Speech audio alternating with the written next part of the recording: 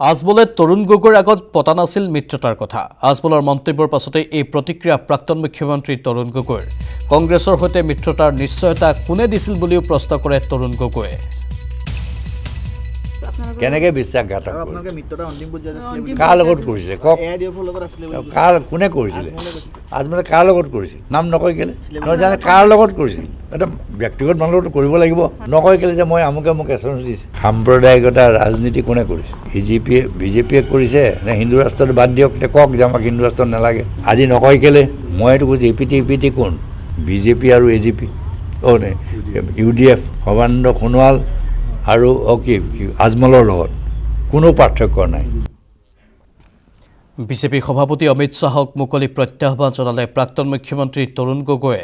অসমত NRCৰ পৰা 10 লাখ বিদেশী বাদ পৰিলেই ৰাজনৈতিক জীৱনৰ পৰা সন্ন্যাস লোৱাৰ ঘোষণা কৰিছে তৰুণ গগৈয়ে।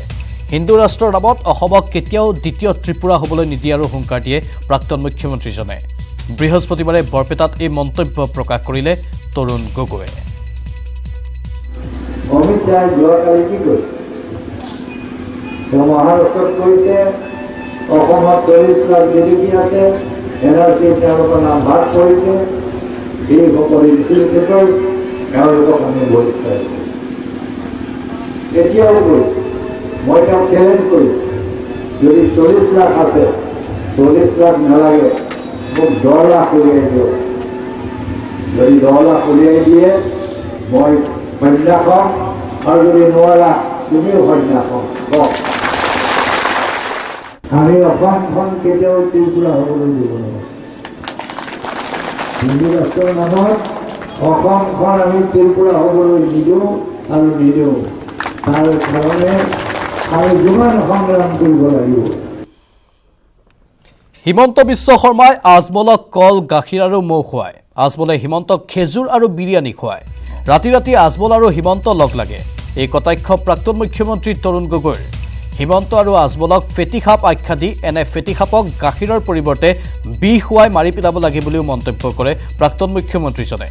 বৰপেটাৰ নিৰ্বাচনী সভাত অংশ লৈ এই মন্তব্য কৰে তৰুণ গগৈয়ে। আৰু হেমন্ত বিশ্ব শৰ্মা তুমিতো আসাম চুক্তি মন্ত্ৰী আছে, যদি ইমানখিনি বিদেশী আছে, তুমি কি কৰিছিলা? তুমি শুই আছিলা নে?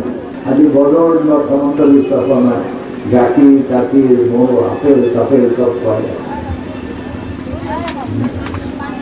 আৰু বদৰুদ্দিন চাহাবক সেই সাজু আনি দি থাকে। সাজু খুৱাই থাকে, বিৰিয়ানী খুৱাই থাকে হেমন্ত বিশ্ব শৰ্মা। তেওঁলোকৰ মিলন হৈছে ৰাতি। আজমলকো হৰুৱাব লাগিব।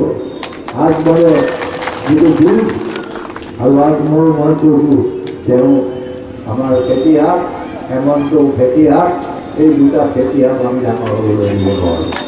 এই দুটা খেতিহাকক আমি গাখীৰ খুৱাব নোৱাৰোঁ।